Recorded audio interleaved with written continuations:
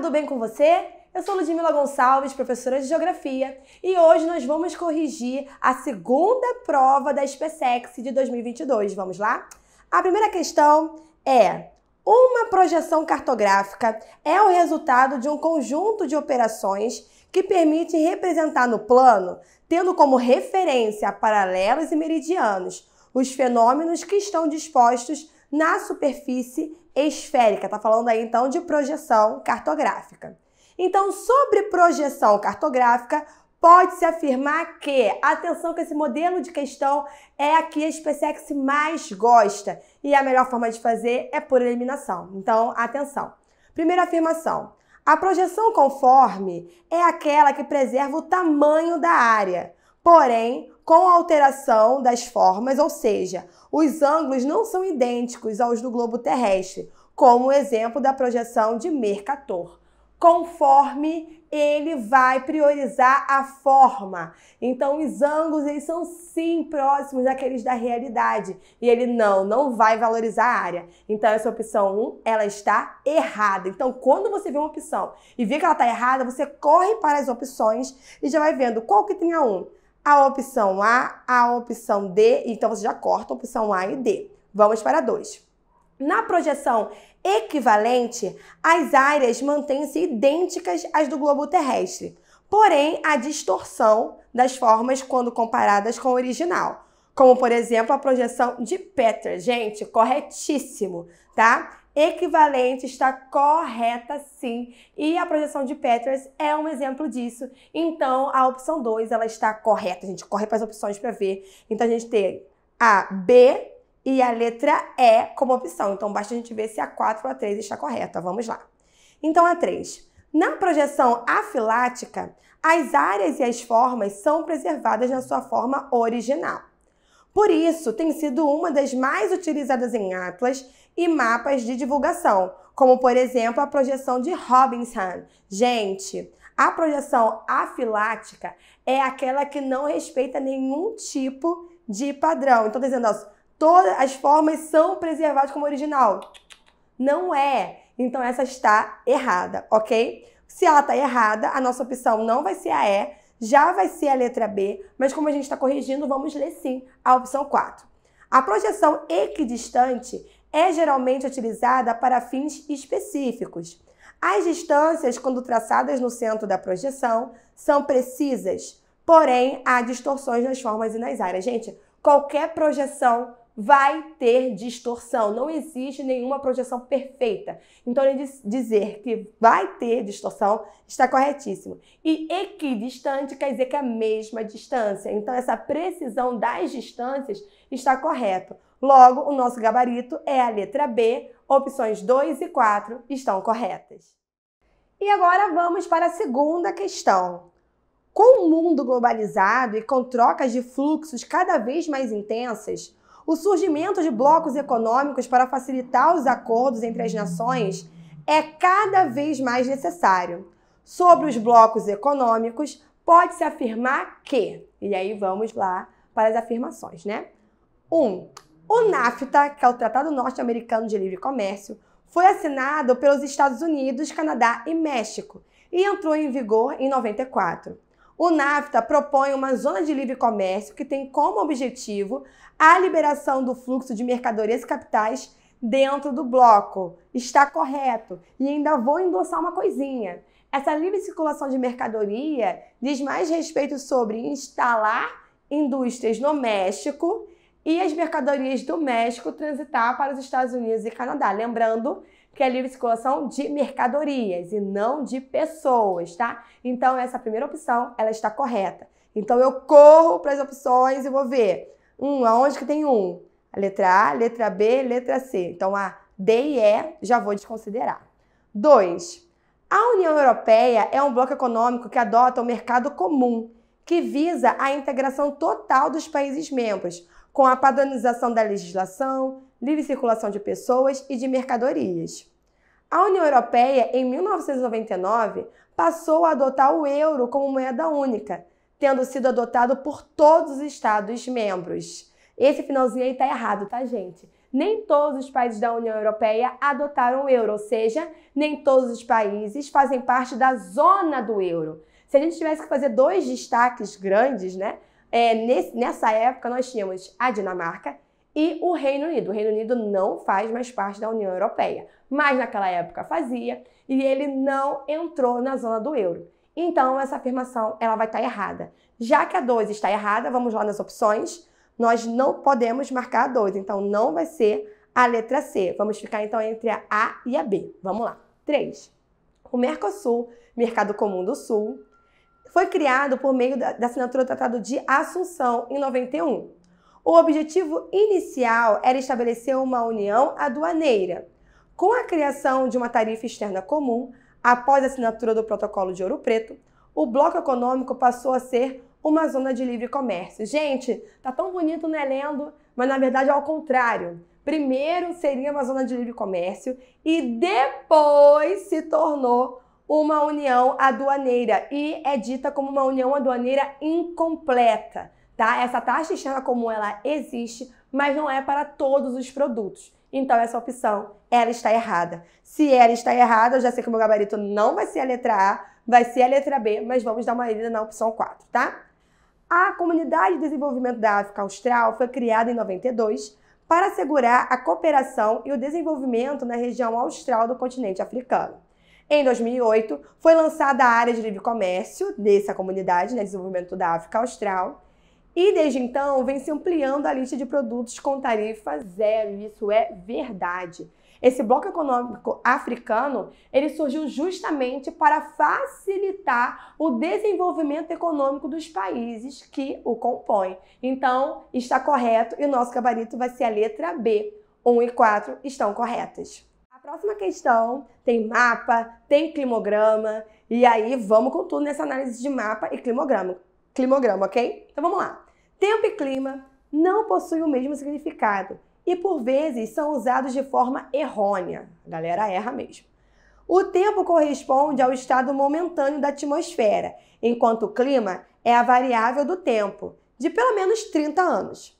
Cada região possui um clima próprio, que é influenciado pelos fatores climáticos que determinarão as características do clima. Analise o mapa dos tipos climáticos e os climogramas a seguir. Aí a gente tem um mapa, né? E esse mapa vem mostrando o clima de toda a parte do mundo. E aí tem destaque para Manaus, tem um destaque para o Cairo, para Mumbai. E pelas cores a gente consegue deduzir que tipo de clima está em cada parte do mundo. E aí a pergunta é o seguinte: as cidades de Manaus, Denver, Cairo e Mumbai, demarcadas no mapa, correspondem respectivamente aos climogramas. E aí logo abaixo você vai ver vários climogramas, correto? Vamos começar pelo seguinte: os climogramas que tem a curva, né, que tem a curva elevada no meio do ano, estarão no hemisfério norte. Agora, os climogramas que a linha da temperatura ela faz a curva para baixo no meio do ano, quer dizer que está no hemisfério sul. Então vamos começar do começo? Vamos começar por Manaus, Brasil, né, aqui pertinho da gente. Então, quando se fala de Manaus, uma quedinha que a gente vai ter vai ser no meio do ano, correto? Só que não vai ser uma queda muito significativa, porque se trata do clima equatorial. E aí, como é que se caracteriza o climograma equatorial? Quase não vai ter amplitude térmica anual. A linha ela vai ser quase reta e sempre alta. Qual dos climogramas nós vamos ver que a linha era quase reta, só vai ter uma quedinha ali no meio do ano? Vai ser 1, 2, 3, 4, 5 ou 6. A gente fica aí entre a 1 e a 4, porque ambas têm uma linha assim, só que observe na 4. No climograma 4, a gente tem uma queda ali em janeiro, sendo que nós sabemos que no clima equatorial, janeiro chove pra caramba e ali quase não tem chuva. Logo, a gente vai olhar para o climograma 1 e vai ver que esse climograma é o adequado para o clima equatorial que corresponde a Manaus. Então, a gente vai ver nas opções qual que o 1 é o primeiro, né? Porque é respectivamente. E aí, Manaus 1 vai ter a opção A, opção D e opção E. Agora, vamos ver Denver. Denver, ele fica lá no extremo norte, né, do continente americano. E a gente consegue ver no mapa que ele vai ter uma corzinha mais amarela, né? Não vai estar na cor marrom, ou seja, a cor marrom corresponde às áreas de grande altitude. Mas devido à distância do Trópico de Câncer, que Denver está, é um clima frio, correto? Sendo um clima frio, e no hemisfério norte, qual vai ser o climograma? A gente vai olhar ali, será que é o climograma 2? Gente, olha a temperatura desse climograma 2, será que vai ser? A temperatura está muito alta, né? Não está dando muito certo. Vamos ver, então, a temperatura do... Vamos ver do 6. Gente, a temperatura do 6, ele está indo ali, no máximo no verão, a 24.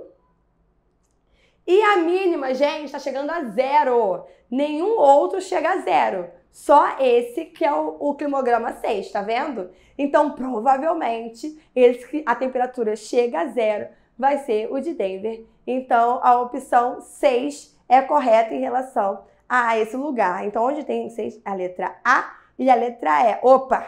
A gente já sabe, então, que a A e a E são as nossas finalistas. E aí, vamos ver agora a próxima, que vai ser a cidade do Cairo. Gente, falou Cairo, vai lembrar de quê? De deserto, né? Vai lembrar ali da região do Egito, do deserto. Então, a gente já sabe que tem que ter pouca pluviosidade, né? E no climograma, como é que a gente avalia a pluviosidade?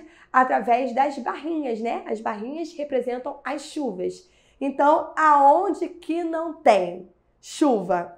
Qual a opção que não tem, gente? Vai ser o climograma 5, né? Cadê a barra de chuva aqui? Não tem. A temperatura vai lá no alto, mas cadê a barra de chuva? Não tem. Então, a opção 5 vai ser a do Cairo. Então, se primeiro é 1, depois vai ser a 6 e depois vai ser a 5, a nossa opção só pode ser a letra E. Então, a cidade de Mumbai vai ter a opção 4 como gabarito, que a gente vai ter a maior parte de chuvas aí no meio do ano. Então, a opção do mapa e dos climogramas, o gabarito é letra E. Opção 1, depois a 6, depois a 5 e depois a 4. Beleza? Qualquer dúvida, é só você rever a aula de climogramas que a gente tem aqui, ok? Próxima questão. A Terra possui cerca de 4,6 bilhões de anos. Nosso planeta passou e continua passando por diversas transformações. Agentes endógenos de dentro da Terra, exógenos de fora da Terra, agiram ao longo das eras geológicas e determinaram as formas da superfície terrestre. As estruturas geológicas emersas da Terra são caracterizadas pela origem e idade das rochas, que podem ser classificadas em escudos cristalinos, as mais antigas, dobramentos modernos, é o mais moderno, e as bacias sedimentares que estão se formando ao longo de todo esse tempo. Então, sobre as estruturas geológicas, é correto afirmar que 1. Escudos cristalinos, também denominados de crátons, são encontrados nas áreas de consolidação da crosta terrestre, na formação mais recente do tempo geológico. Lendo enunciado, eu falei, né, que escudo cristalino são os mais antigos, então não é o mais recente. A parte falando que escudo cristalino e cráton é a mesma coisa, tá certo. Mas a parte dizendo que do tempo geológico ao mais recente, tá errado. Então, aí são constituídos de minerais metálicos e não metálicos. São constituídos principalmente por minerais metálicos, tanto que coincide muito. Onde há exploração de minérios metálicos, como o ferro, é onde nós temos escudos cristalinos, principalmente aqui no Brasil. Então, essa opção 1 ela está errada, porque escudo cristalino não tem a formação mais recente, ela tem a formação mais antiga, tá bom? Então, a 1 está errada. Então, eu vou ver que a A não é, a B não é e nem a E. Então, eu vou ficar entre a C e a D. Vamos lá. 2. Bem, se a 2 estiver certa, já tem gabarito, né? 2. Dobramentos modernos apresentam elevadas altitudes e forte instabilidade tectônica. Possuem formação relativamente recente no tempo geológico, como, por exemplo, as cordilheiras dos Andes e do Himalaia. Corretíssimo! Essa afirmação está mega correta. De fato, os dobramentos modernos são exemplificados não só pela Cordilheira do Himalaia, a Cordilheira dos Andes, mas também as montanhas rochosas, né, na parte da América do Norte. Vamos ter os Alpes suíços, todos eles são exemplos de dobramentos modernos. Então, a opção 2 ela está correta. A opção 2 estando correta, nós já temos o gabarito, que é a letra D, mas vamos ler o resto, né? A opção 3. Bacias sedimentares são áreas de depressão formadas por fragmentos minerais e sedimentos orgânicos. Nestes locais podem ser encontradas jazidas de petróleo e gás natural e também pode ser encontrado de carvão mineral. Então essa opção está corretíssima. Logo o gabarito vai ser a letra D. Opção 2 e 3 estão corretas.